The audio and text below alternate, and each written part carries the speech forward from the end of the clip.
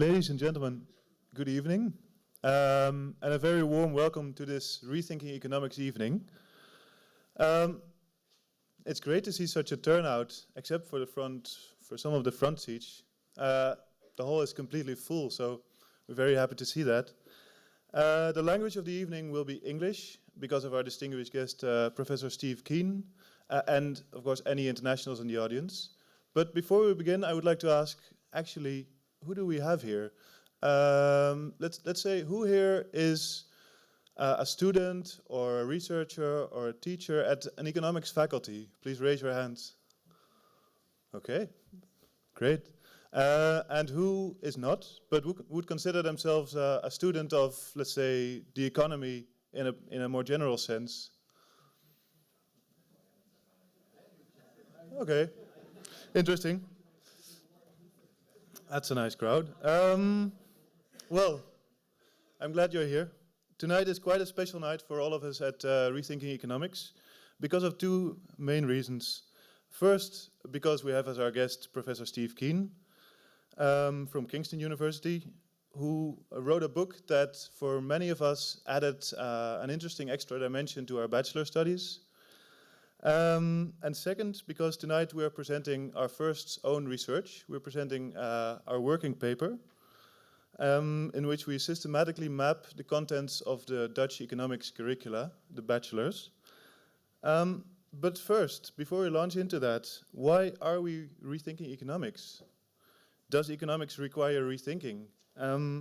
Obviously, we believe so. And we are not alone in this. From the top of my head, 40 countries around the world now, there is a movement for pluralism in economic thought, in economic education, and in economic research. And students and academics are increasingly organizing for this. So why is everyone so bothered about economics education? It seems quite a small thing. For two reasons. First, because economic ideas are becoming more and more important in the public debate. The students of Rethinking Economics in the UK have just last week published a new book, The Econocracy, and they claim we are now living in an econocracy, related to the word democracy or whatever else, ocracy. An econocracy is a society in which economic arguments and economic thoughts determine much of what is said, what is acceptable, and determine a lot of decisions. We're living in a time when most policy is written and most public debate is decided on the basis of economic arguments. And second, because actually economics is really important. It's at the core of many of the challenges we face as a society. Think of global warming, the growing gap between rich and poor, obviously financial instability, but also many claim the growing democratic crisis in Europe and across the Atlantic Ocean. Many ascribe to economic reasons. That means we need to educate good economists to deal with many of the most pressing issues we face as a society. And so at Rethinking, we're very happy to say the debate is gathering steam. Let's first start with the presentation of our working paper. I would like to give the floor to Maarten Kavelaas and Francis. Francis, I don't know your last name, dude. Oh yeah, Ostermeijer. But first, Maarten, please.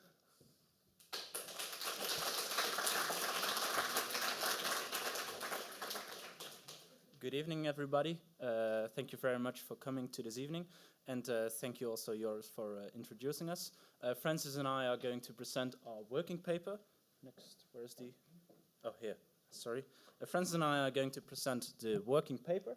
And the working paper is called Economics Education in the 21st Century, a comparative analysis of bachelor curricula in the Netherlands. And now you might think, well, why should we have a research about economics education? But the problem has been that, as Joris already mentioned, we now, for roughly 1.5 years already, discuss about possible reforms that should happen in economics education. but these arguments have been made by students on the one hand, but also by professors on the other. They have been based on anecdotal evidence. So far we lack a real substantive, scientifically supported insight on how Dutch economics curricula are actually doing when it comes to issues as diversity and pluralism. So that's why we obtained this research. And I want to start with noting that it is a working paper, so we're very open for your suggestions, your questions, and also for your critiques. So feel free and not hesitate to be critical as possible. And that's basically it about the motivation of the research. Critical issue, of course, when it comes to the research is how do we actually define what a good economics education is, which prepares students for their leading role they are going to play in society today and tomorrow. And for that, we have made a substantive, systematic, theoretical approach to what a good economics curriculum should be. And we have 4 pillars, which I'll now discuss. We believe that an economics curriculum should be at least meet 4 requirements. It should provide students with the obtainment of a broad set of research skills. It should make students familiar with different theoretical and disciplinary approaches. It should make students familiar with the real economy and the real world, and it should advance the ability of students to develop a critical mindset. And I'm now going to discuss each of the 4 pillars in more detail. First, a good economics degree teaches students a broad range of research skills. Students must gain familiarity with both quantitative methods as well as qualitative methods. I will give you a short example for why we are convinced that the latter, so the qualitative research methods, is so important as well. Take the concept, for instance, of global value chains. Firms do not only locate production with an eye on profit maximization, the political institutions different countries have matter too for how these firms locate their production sites. And it are these institutional characteristics that can be best understood in qualitative terms and these institutions profoundly shape the patterns of trade and production all over the world, and therefore they should be understood in qualitative terms as well. And I want to make a short note here, because this does not imply that an economics student should not be able to specialize in one certain research method. We only want to emphasize that it should get familiarity with more than one kind of research method. Second, a good economics degree makes students familiar with different theoretical and disciplinary approaches. The economic system is hugely diverse and complex, but at the same time, all the theoretical economic schools work with different set of assumptions.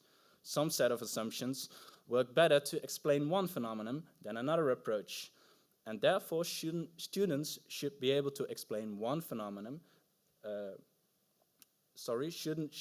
Students should be able to choose among different schools of thought, which enables them to best explain certain phenomena. And for that choose to make possible that choice, students must gain familiarity with different kinds of disciplines and processes. Different kind of processes also influence each other. So there are not only economic processes of trade and production that influence each other, but these also influence phenomena as social trust and power relations. So we should not only understand the economy from different types of theoretical schools, but also from different disciplines such as sociology, sociological perspectives, or political science perspectives. Third, a good economics degree makes students familiar with the real economy and the real world. This is important for 2 reasons. First, taking into account the real world enables students to critically assess the limitations and abilities of a theory or set of assumptions, because the real world is often far hazier than a theory assumes. This enhances the ability of the student to critically reflect on his own analysis or that of another person. Second, and maybe far more important, this point is about why we should theorize and develop economic theories in the first place.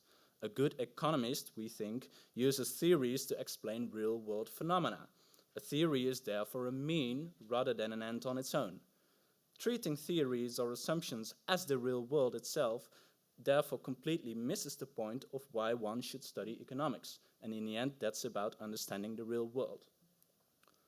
Fourth and finally, a good economics education lets students develop a critical mind. This mindset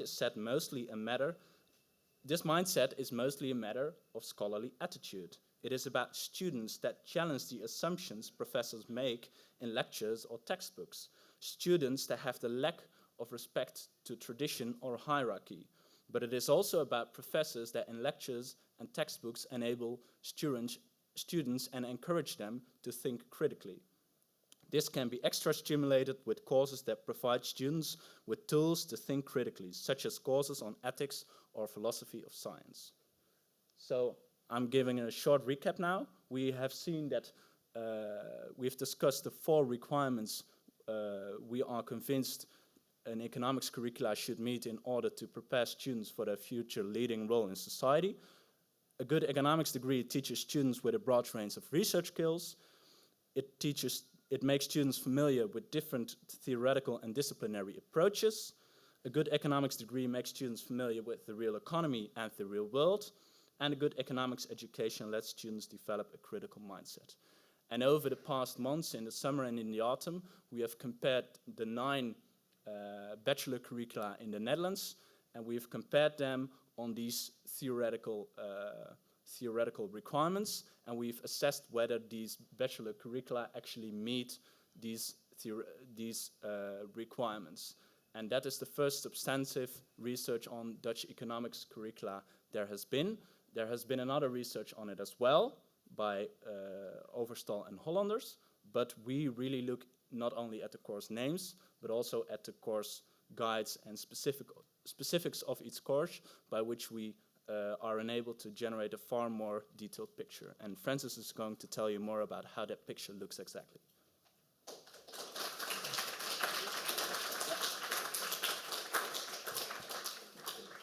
Thank you very much, Maarten, for the fantastic overview of the pillars which we use now for our empirical investigation. So what I'm going to be talking to you today about is the data, the methodology, and the results. So to start off, as Maarten explains very well, we use a systematic approach where we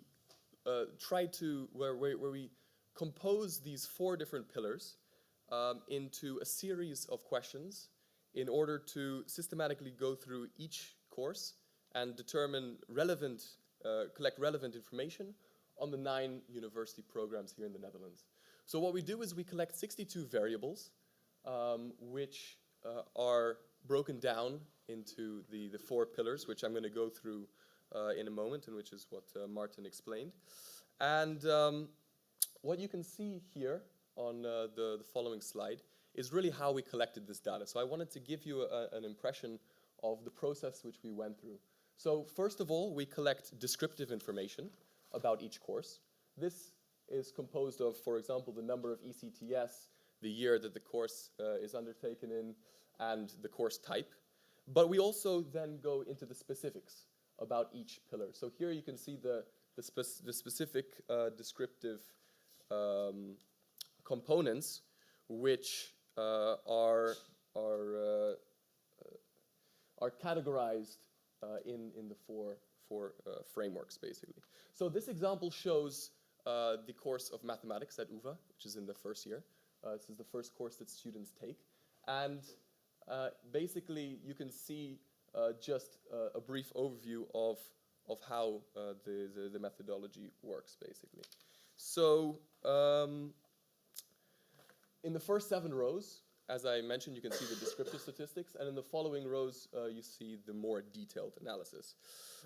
But going back to the overview of what we did here, well, we collect information on a total of 276 courses. And we collect information particularly on the core courses of the program. So, maybe I should get a little bit closer here. Sorry about that. So we collect information on 276 courses. And this information is particularly on the core courses in the university. So we look at the economic theory courses, we look at the open theory and the methodology and technique courses. These, we argue, are compose... Oh, much better. Thank you very much. I'm a bit too tall for this thing, I think. Hello? Okay, great. Thank you. Here what you can see is a breakdown of the different course types based on their based on the weighted ECTS. So actually what you see in the blue part of the pie chart is that 46% of courses in the economics bachelor programs overall in the Netherlands are taught in economic theory. 20% around about are methodology and technique courses. 13% are business, and the rest are open minor, thesis, and other theory courses. So, but how are these courses weighted exactly? Because in order to ensure comparability between different courses, we need to make sure that not only can we compare courses within a university, but also between universities. And in order to do that, what we use ECTS, and we also look at whether the course is obligatory or optional. So, we weight ECTS, we weight courses by the ECTS and optional, but also we look at whether, we look at different answer categories. So categories can either be yes or no. Does the course have a specific element inside? For example, are there descriptive statistics? Does the course have regression analysis? Is there linear algebra in it? These are some of the research skills that students are sometimes taught in universities. But we also look actually at a scale. And the reason why we use a scale is because some courses have more than one theoretical or methodological aspect, which vary by intensity. So we use a scale from 0 to 3, where 0 represents it doesn't exist at all, 1 represents it is briefly treated, 2 extensively, and 3 the entire course, or the entire course is treated with a specific aspect. So right now I'm going to go through the results. If you want to look at the university-specific results, I would very much suggest looking into our working paper, which is online on the website. But here we're just going to go over the overview of the aggregate results for all universities in the Netherlands. So first of all, looking at Pillar 1, the main result that we're showing you here is the proportion of ECTS dedicated to different research methods. So these are only for methodology and technique courses. And what we're interested in looking at is what is the proportion of courses which are quantitative. And as you can see here, it's around about 94% of courses are either looking at mathematical skills or looking at quantitative skills. And only around about 3% are allowing students to actually create their own research or having qualitative research methods. You can think of these qualitative research methods like, for example, doing a historical analysis or a literature review, or doing an ethnographic analysis of a certain situation. So moving on to Pillar 2. In Pillar 2, as Maarten says, we look at diversity of understanding. And here what we show you is the proportion of the economics program dedicated to different schools of thought. So here you can see that around about 80% of all courses are neoclassical. This is followed by around 7% of courses which are game theory, 5% which are experimental and behavior, and the other less than 10% are other schools of thought, such as Austrian social feminist economics. Sorry, Steve Keen, but we didn't find any courses in the Netherlands that have complexity economics, so that's something that we still need to look into. We also separated the proportion of ECTS by years, and as you can see here in the bottom left-hand side of the screen, or the right-hand side for you, is that over the years, the proportion of neoclassical courses actually changes slightly, where initially the almost 90% of ECTS dedicate, 90% of the first year, which is neoclassical, changes slightly, being replaced mainly by game theory and a little bit by experimental and behavioral economics. So it does adjust a little bit, but not too much. Moving on to the third pillar, here what you can see is really how many courses, what is the percentage of courses that have any real world aspects to it. So we broke this up into 3 main categories. We were interested in which courses have economic history in it, which courses start from economic problems. You can think about economic problems like poverty, financial crises, environmental damage, and also which courses include and start from an industrial and sector-specific perspective. For example, which courses look at the housing market, which courses look at the labor or the health markets, for example. And we find that really, if we look at which courses briefly treat these aspects, it's around 10% or even less. So we were pretty shocked to see that our economics program is not really giving us the insights into what's really happening in the real world. And so here you can see on the right-hand side, we aggregate these middle 2 columns and we look at, okay, which courses have no real world in it. And it's around about 90% of the courses in the economics bachelor program which have no real world aspect at all. So finally we move on to pillar 4. And for us, pillar 4 was definitely the most challenging to actually quantify, because this is really an aspect which needs to be ingrained in every single course. This is something which teaches students to be critical. But what we did try to do, as Maarten explains, is we tried to look at, okay, what is the proportion of courses which have ethics, which have philosophy, which look at actually the methodological assumptions which the course includes. And we find that only around 10% of courses do that. But also when we took a closer look at these 10% of courses, they're all in complete isolation from normal theory courses. So while students do often get ethics or philosophy, it seems to be a cherry on the cake in the bachelor program, where these are courses which they need to be in any scientific program in order for it to be a university program. And they don't actually get included in most of the normal courses which students take. So that was an overview of the main results that we have, but now I want to go over the points for improvement. Where did we identify aspects which could be improved in the future? So first of all, there is a serious lack of qualitative methods in our bachelor program of economics. We sometimes get the chance to, we mainly get the chance to look at using mathematical models, doing quantitative data analysis, but this also happens predominantly in isolation. So a result that I don't show here, but it's in the report, please check it out, is that there is very little hands-on application actually of these methods later on in other courses. So while we spend a lot of time, 20% of the entire program is spent on methodology, very little of that comes back in the day-to-day classes that students take. So there's very little application of that methodology later on. Moving on to the second pillar. The second pillar, as you could see from the pie charts, there is one main dominant school of thought that we have in the economics program. That's the Neoclassical Economics.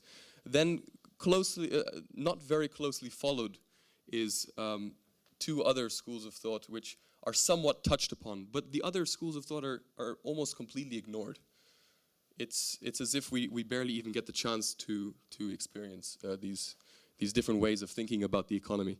And furthermore, another result which you can once again look at the research paper for is that only around about 10% of courses actually have interdisciplinarity with other social sciences. So this as you could see from the pie chart, behavioral and experimental economics seems to be an up-and-coming science, and this is where all of a sudden we're seeing philosophy coming into mainstream economics and being able to explain a lot of very important phenomena. So if we ignore these other social sciences, we might actually have a very narrow-minded view on what's going on in the economy. So moving on to pillar 3, I'm gonna let this be I'm gonna be a bit silent now to let this sink in. But really, only 10% of courses in the economics bachelor program have any real-world aspect to it. 10%. So this is something that a lot of students are very disappointed about when they finish their bachelor. They feel as if they've been cheated. They feel as if they haven't actually had the bachelor education, which is teaching them to understand the real world, but rather teaching them to theorize from the armchair.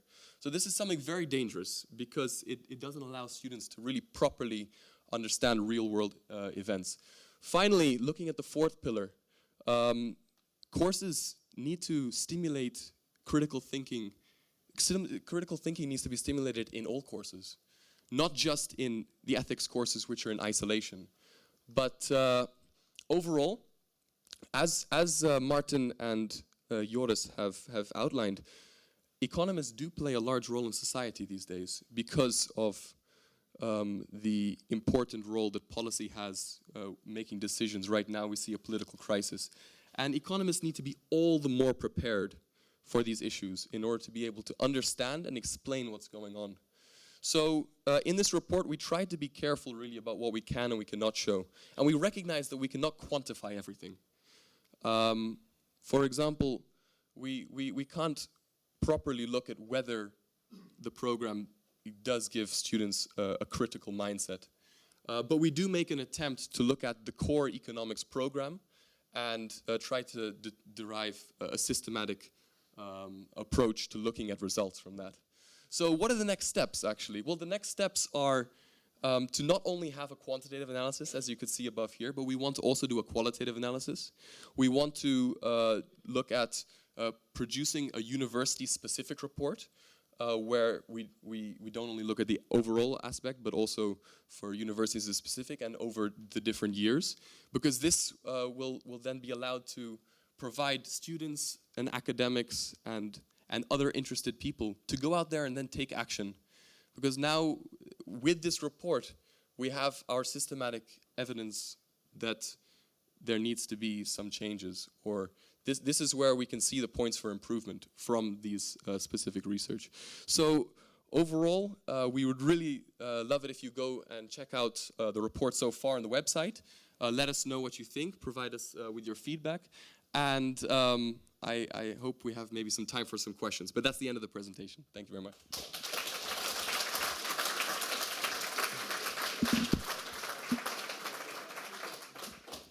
We have time for 2 questions. Great. Do you need this?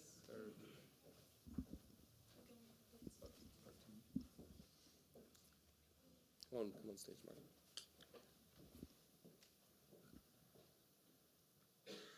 Hi. Thank you for our presentation. I wanted to ask, do you think the reason why majority of the courses that are taught come from the Neoclassical School of Thought is because it is simply easier to teach that? If you would have courses which focus more on the real world and which focuses more on ethics, then you might need a lot more contact hours. At least that is my impression, because the courses that I follow now consist of 1 lecture and 1 tutorial. And it would be very interesting to go more in depth, but obviously we'd need more time for that. So I would like to hear your thoughts on that. Thank you. I think that's a very good question, but perhaps better to ask to the panel of experts later on, because they're going to be discussing what are the main barriers to implementing these improvements in the program that we've identified. So keep that question for later, please. Yeah, I've actually studied theoretical physics first, but first, if we do that, we have very many courses actually about foundations of mathematics. Did you saw any, foundations of mathematics? I mean, the assumptions of the methods you use in quantitative methods, because I missed that completely, or is it there already? So we do have mathematics courses, as you could see from the pie chart right over here. Actually, the predominant proportion of ECTS is dedicated to mathematical techniques, and this includes linear algebra and calculus, for example. These aspects do sometimes come back into the program. But as we show in the 4th pillar, there is actually not much evaluation really on these methodological assumptions. So it doesn't. We often take the mathematics for granted, actually, in the economics program, from my experience. Yeah. I think that's it. Please, if you have any more questions, we're going to have the panel afterwards. So go ahead. I'm going to give it back to you.